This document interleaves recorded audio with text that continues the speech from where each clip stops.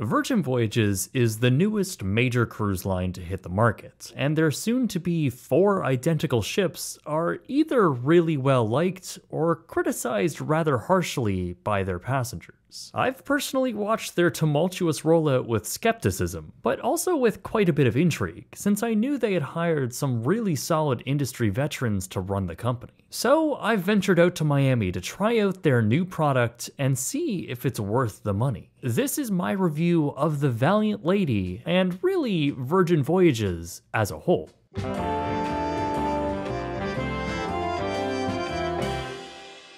So, Virgin Voyages is the creation of Tom McAlpin and a Virgin Group executive named Nirmal Savarimutu. At the time, Tom was the CEO of The World, a floating condo cruise ship. But before that, he was one of the founding members of Disney Cruise Line and oversaw the creation of the Magic and Wonder. In 2011, the two men pitched the idea for a sleek new cruise line to the Virgin Group, and ultimately the company moved forward with the idea, announcing Virgin Cruises, which would later become Virgin Voyages. Once a design was finalized, 4 ships would eventually be ordered at Fincantieri, and a new terminal would be built at the port of Miami. All 4 of these new build ships would be nearly identical, with the Scarlet Lady launching first in 2020, ultimately being delayed due to the pandemic to summer 2021. Valiant Lady came next in March 2022, with the others launching in later 2023. What's interesting about the company, though, is that it's not actually owned by Virgin. In fact, Virgin's a minority stakeholder. Bain Capital, a private equity firm, actually owns the majority shares of the company. Just last summer, BlackRock, another investment corporation, bought into the company with a $550 million investment. It's unclear whose shares were diluted with that investment, but it is known that Virgin and Richard Branson are really only here for branding. Now, the company did start out in probably the worst time imaginable for the cruise industry, and it seems like Virgin Voyages is still recovering. The brand has been heavily advertising what their experience is like, positioning themselves as a cruise line for a new generation of people who would have never gone on a cruise ship in the first place, focusing mainly on the luxury and the fact that this is an adults-only cruise line. Has that worked out for them yet? I'm not sure. Their ships are built for 2,700 people across a reasonably large 110,000-ton ship. But on our sailing, there were just around 850 people on board. That's 31% of the ship's overall capacity. So Virgin has been inviting a bunch of people in the media to try out their new product, and I'm one of them. Virgin Voyages covered my cruise fare and gave me some onboard credits. They didn't pay for my flight or hotel expenses, which are around $1,500 Canadian, and they have absolutely no say in this review. In fact, I'm not even showing them this video before it goes out. So with all of that established, let's jump on board and check out the cabins first. Across Valiant Lady's 1,408 cabins, the vast majority are made up of balcony cabins, or what they call sea terraces. Virgin has received a lot of criticism for these staterooms, and going into this, I was really skeptical on how these cabins would hold up over an 8-day trip. However, they certainly weren't as bad as I thought, and our space was rather comfortable over our voyage. Well, sort of. Originally, we were placed on Deck 14 aft, 3 cabins away from the very back. Deck 14 is also one below the pool deck and the galley. Now, the problems began over our first night as the bass-heavy music from the 2 decks above were causing a very noisy and prevalent vibration through our cabin. It sounded like we were living below a nightclub or something that operated 24/7. Our friends who were placed next door to us were also bothered by the consistent noise to the point where we all had trouble sleeping. Ultimately, upon bringing this to Sailor Services, the onboard customer service, they kindly moved us to a different cabin midship, and the problem was fixed. Now, I know this ship is for people who want to vibe with fun music or whatever, and I get that through the daytime and even into the evening, but I guarantee you no one is out on this deck at 2:30 in the morning. There's barely anyone there at 2:30 in the afternoon. I'll get to that later. Now, I have a lot more to say about the actual design of our room, the different categories, and the suite experience. So much so that I've made a separate video on it. You can find a link to that in the description below or in the top right corner. Now, one of the most positive aspects I had heard about Virgin Voyages was their food. I've seen a lot of people raving about it, with some claiming it was the best aspect of their experience. For me though, and this came as a pretty big shock, I really didn't think the food was all that special. Honestly, I was pretty let down. Now, Valiant Lady has a good deal of eateries on board, In fact, Virgin says there's over 20 places to eat. 6 of those are what is marketed as the equivalent to paid specialty restaurants on other ships. They make up the core dinner experience with culinary flavors of all types. From what I understand, unlike regular cruise ship main dining rooms where all the food is prepared at once and sort of like a big assembly line, the food is prepared for each table with quality rivaling high-quality restaurants on land. In practice though, I honestly didn't find the food all that much better than a regular cruise ship main dining room. Now, that's not to say everything was lackluster. The options here are much greater with a wide variety of unique menus for each venue. Over our 8-day trip, we had a chance to try every single restaurant on board, including those 6 main dining rooms. Pink Agave with its Mexican-inspired dishes was our personal favorite on board. Everything from the guac and chips to the steak with cheese were superb. Gumbae, the Korean barbecue, was a really fun and unique concept for a ship with amazing table service and pretty good food. As was the test kitchen, which was mostly good, with an alcohol pairing that's honestly a pretty amazing deal for what you're getting. The other main dining though, it was all pretty mid to me. They weren't bad by any stance, but they just weren't all that memorable. At least to meet my admittedly pretty high expectations for the hype and the price point. Even the fancy steakhouse called The Wake had good appetizers, but a really disappointing filet mignon. In fact, we found that most of the meat on board was kind of fatty and lacking seasoning or flavor. We found ourselves picking around the chunks of fat in certain meals like the pasta from Razzle Dazzle. But this is a cruise and casual food is just as big of a deal. Now, unlike regular ships with big buffets, Virgin has decided to try something different with what's called the galley. They call it a food hall style concept where multiple stands are dotted around the space, serving up flavors of all kinds. You can find a burger stand, a diner, pastries and desserts, ramen, Mexican, paninis, and sushi. This is considered the ship's main quick service option, a mashup of multiple flavors open throughout the day, some even later into the night. But unlike a regular buffet or even quick service option, the galley is almost entirely full service, meaning a waiter has to come around and take your order from a set menu. I found this a bit strange since the galley is set up with a bunch of stands that seems like it would operate as a walk-up, grab pre-made items and go. Instead, you need to pick off what feels like a pretty limited menu, wait for someone to take your order, and bring you food. And the food you do get was, again, pretty middle of the road for me. And to make things even more confusing, we would cluelessly order something off the menu just to be informed by our waiter that it was actually something you could go up and grab yourself, such as the pastries, salads, and sushi. This was not something that was specified on the menu itself, which just made the whole experience a bit confusing. Of course, this really only affects the first day or two of your trip, and once you get the hang of things, it works pretty quickly. But really, I was missing a traditional buffet, as we found the wait for service a bit disorganized and time-consuming. Instead of the freedom and flexibility of a buffet or self-service, we found ourselves waiting for food that would all come out at different times, and we would end up spending so much longer than we wanted to just sitting down waiting for quick service style food. And again, the food was just okay, though there were some standouts like the sushi, which was consistently good. Everything else there felt like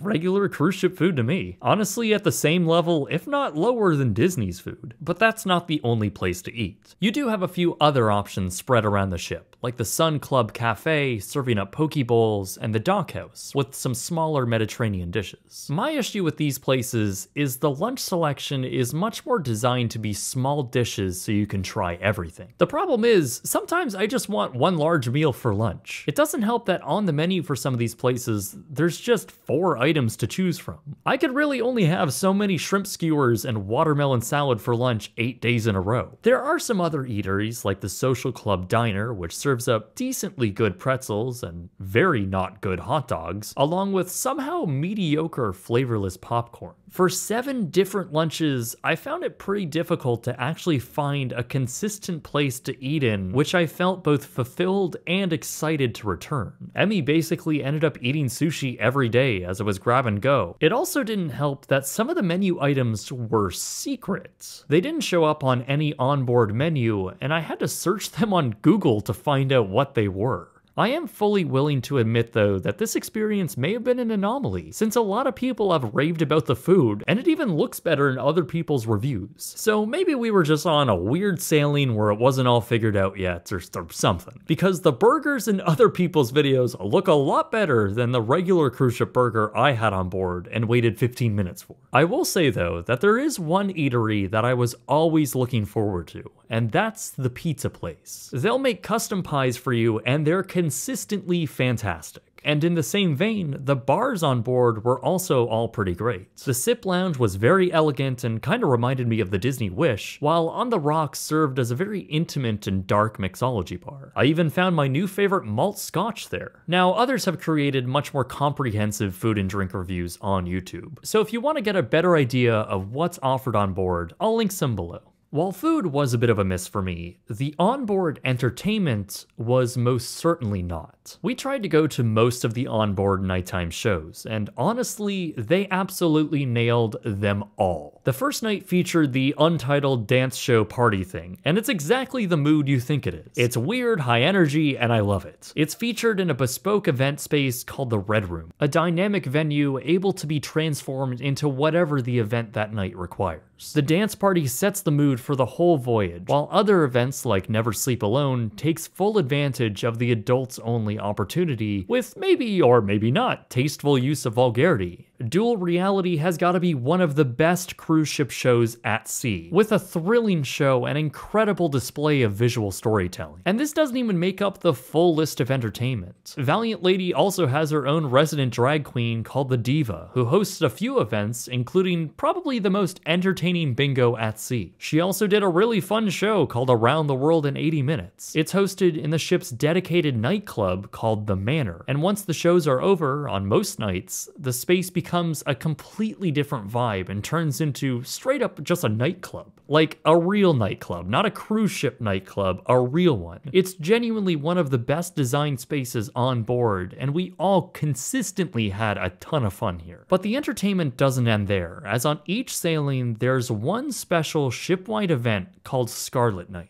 It was produced by playwright Randy Weiner, and it's kinda like Pirate Night on Disney Cruise Line, just for adults. Since the whole ship is lit by LEDs, everything becomes red with pop-up performances and music throughout the ship. It ultimately guides guests to the top pool deck, where a final epic performance is held, followed by an insane pool party. But that's just the nighttime entertainment. While there maybe isn't as much to do for midday programming, Virgin has also excelled with daytime events. Trivia is super energetic, and there are a myriad of really high-quality themed fitness classes, though ticketed events like the latter do sell out quickly. Live music is also hosted throughout the voyage at all times of the day, from formal blues in On the Rocks to an informal live performance at the Dockhouse. Virgin absolutely knocked this out of the park, and it was very clear that they made this experience a priority and hired the very best in the industry to take risks, try new things, and create a fun atmosphere. While I have heard reports that entertainment has recently been cut back on, what we personally experienced on board was great. Overall, the entertainment is sensational. It's damn near perfect, which is honestly something I didn't think was possible in the modern cruise industry. While the Red Room and the Manor are beautifully and cleverly designed spaces, I can't say the same for the rest of the ship. In fact, while the entertainment may be my favorite aspect of the experience, the ship itself might be my least favorite. From the exterior, Valiant Lady features a bunch of new cruise ship design trends, like a parabolic bow and a skinny superstructure at the aft to allow for an extended rear promenade deck. The forward superstructure extends all the way to the tip of the bow. However, puzzlingly, the ship has no public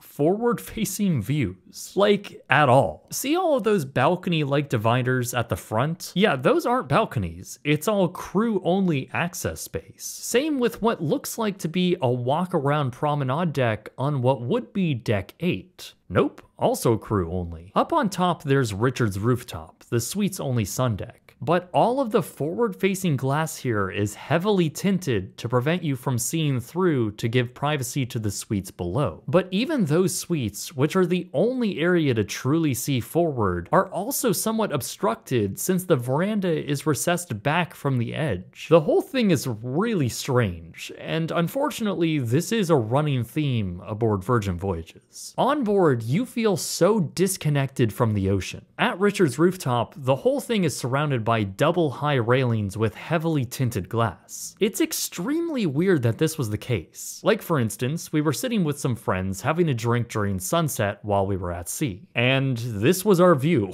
We're on a ship, I don't understand, I want to see the ocean. This same design can also be found on the promenade deck, which more than half the space is crowded with lifeboats. Most new cruise ships like Norwegian Prima and even MSC Seaside have adopted this boardwalk style as well. However, they've placed theirs above the lifeboats. It gives a ton more room to utilize this space. Virgin, however, does not take advantage of this, and as a result has a medium-sized sun deck that's surrounded by this double-high tinted glass and has the rest of the promenade deck populated by the lifeboats. It almost looks like a cargo ship the rest of the way, and it's a shame because they have these really nice vintage-looking lounge chairs here. Except, of course, they have a terrible view, and they have an unpleasant exhaust vent right above them. Even my favorite place on board, the dock, uses its space in questionable ways. It mercifully does not have the double high railings, but it does have two structures on each side of the space. Throughout my entire voyage, neither of these pavilions were being used, and even if they were, why weren't they placed on the interior of the space and not blocking the majority of the port and starboard ocean views? It's just a very puzzling design.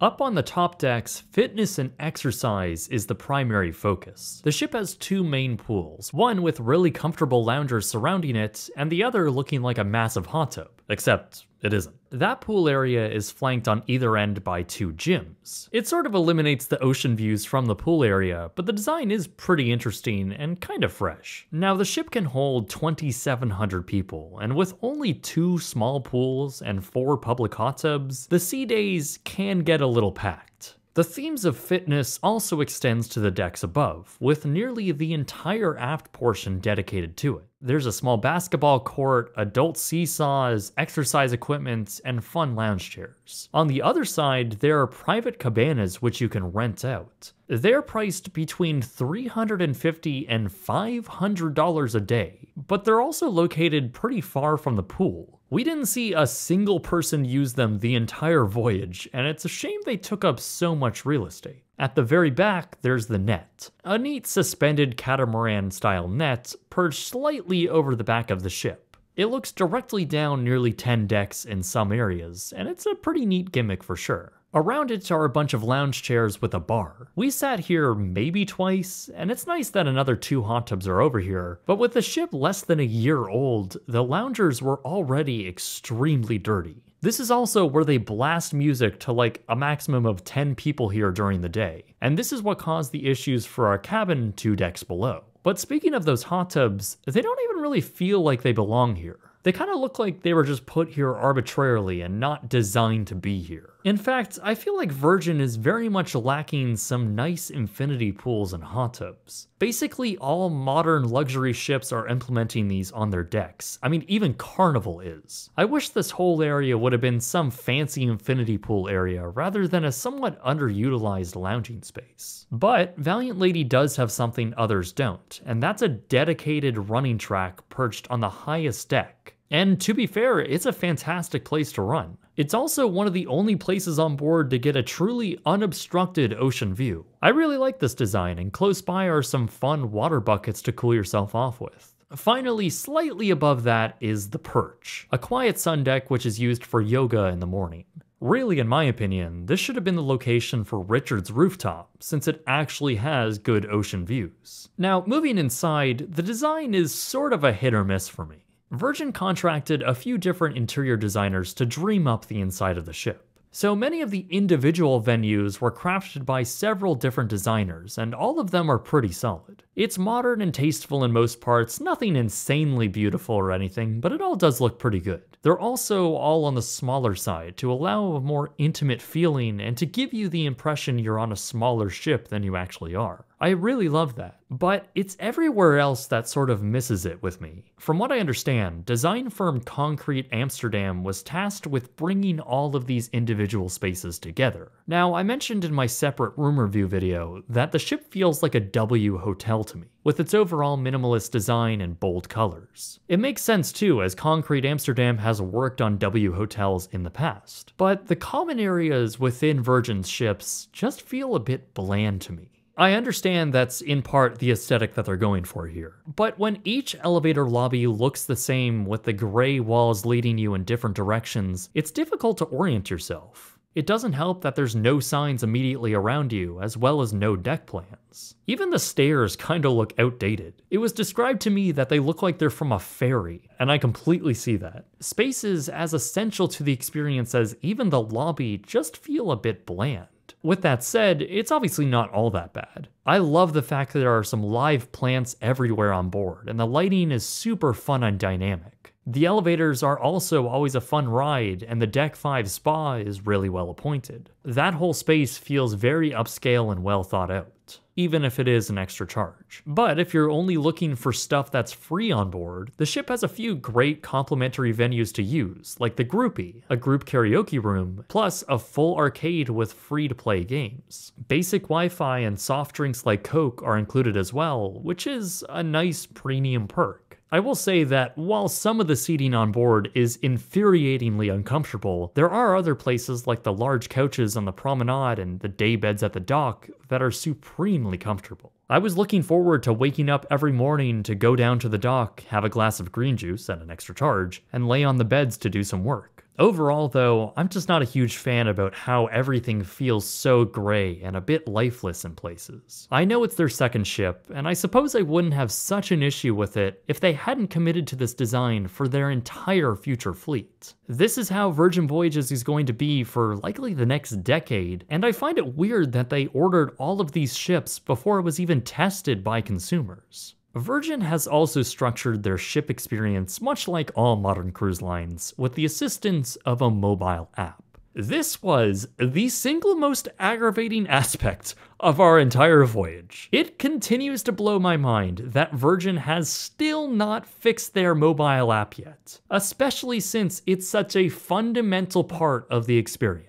Despite the company sailing into their third year of revenue operations, the app is still a glitchy mess. Some that we talked to had less issues than others. I somehow seemingly had every problem. The app would sometimes crash. Sometimes it would open with a permanent white screen. On the first day, it was consistently showing wrong information and the orientation would be locked in place. And halfway through a cruise, after we had switched cabins, I was just unable to check my onboard credit balance for the remainder of the voyage, which I would say is kind of a fundamental feature of the app. I even went down to guest services, confirmed with them that it wasn't working, and was told that someone from their IT department would contact me, which never happened. Apart from the myriad of actual stability issues, the usability and overall user interface is also really not great. The app is just so extremely unintuitive and difficult when doing things as simple as booking events and dining. It took us an hour just to book and sort out all of our restaurant reservations.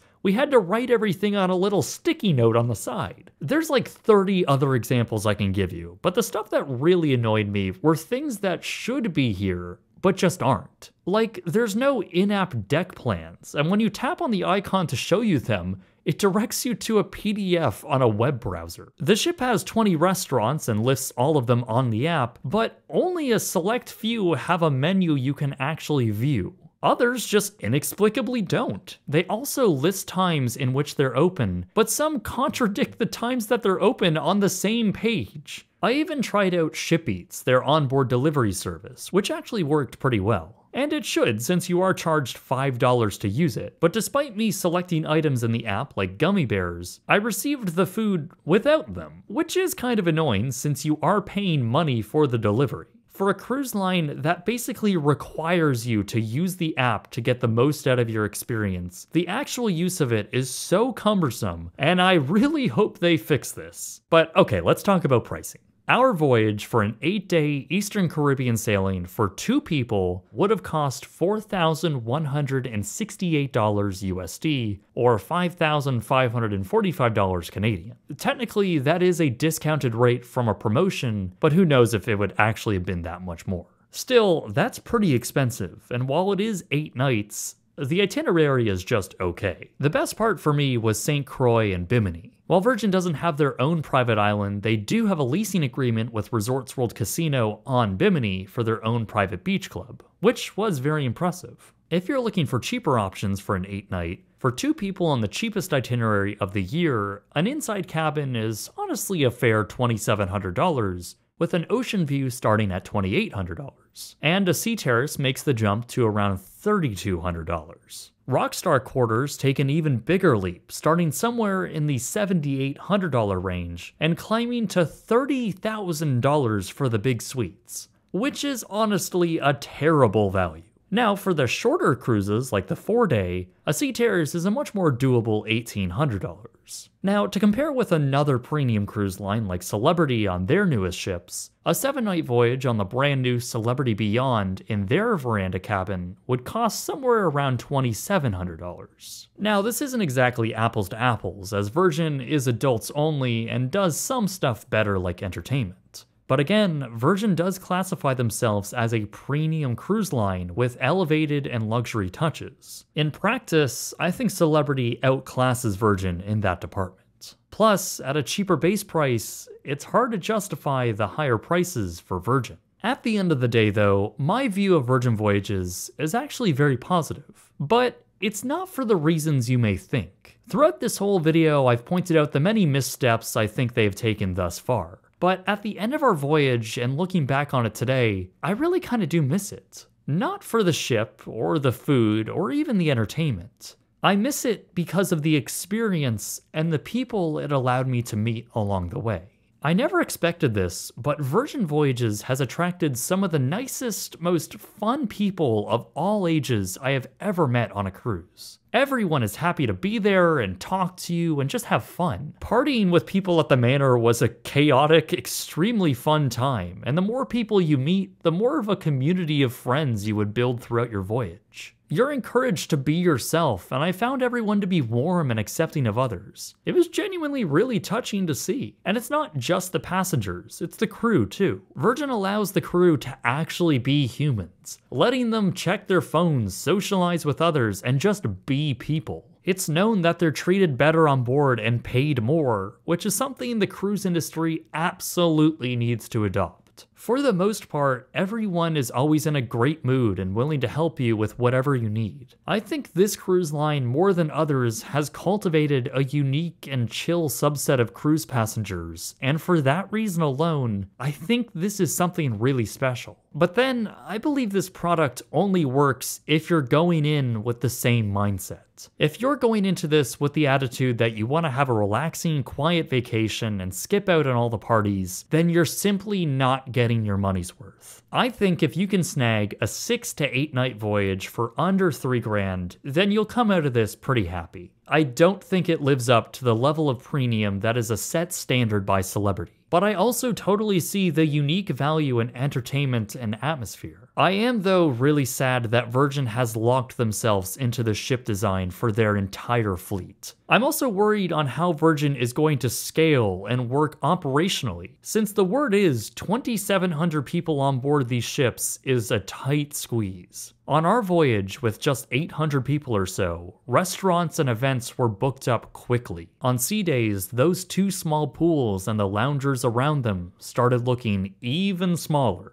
I can't imagine another 2,000 people on top of that, all on board. And reports indicate management is stressed once the ship goes past 1,500 people. I'll link a video about that in more detail in the description. Regardless of all of that, I really am excited to see where they go after this. If Virgin builds out a luxury product more akin to Celebrity ships, along with the experience that they deliver now, I think they are set for a great future. But If or when that will actually happen, well, who knows? So let's give this an actual score. I call my scoring system Jake's Is It Any Good score, and it's based on 5 different categories, all out of 10 for a possible perfect score of 50 out of 50. I'll start with the staterooms. They're comfortable with some luxury features, but overall pretty small for the price category, and have a design concept that is more cumbersome than useful. For me, it's a 5 out of 10. Food should have been the strong category here from everything I had heard. From the slightly above average main dishes to the okay breakfast and lunch offerings, it's a 6 out of 10. The ship itself is another letdown, with some great indoor venues that are really solid, but a rather bland series of common areas and an outdoor deck that seems to try its hardest to disrupt your view of the ocean. It's a 5 out of 10.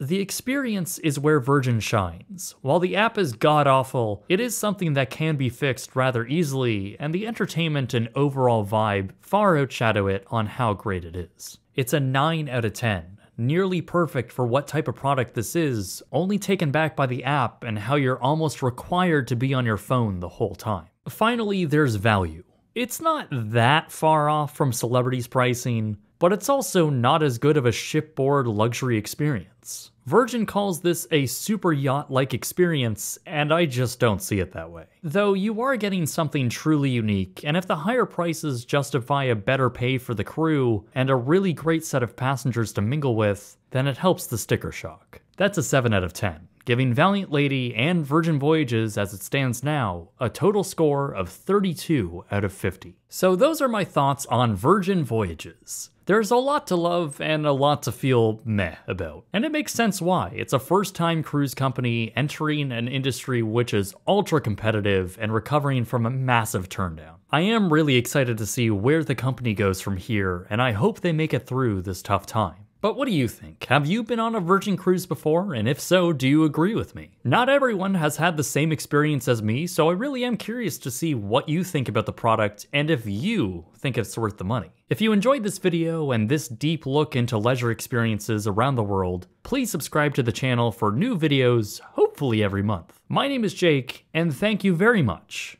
for watching.